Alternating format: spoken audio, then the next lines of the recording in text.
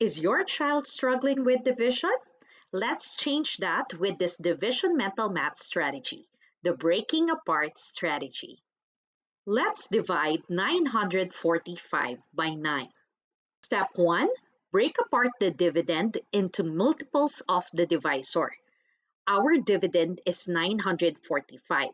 So, let's break that apart into 945 because 945 are both multiples of 9, which is our divisor. Step 2. Divide 900 by 9. 900 divided by 9 is equal to 100. Step 3.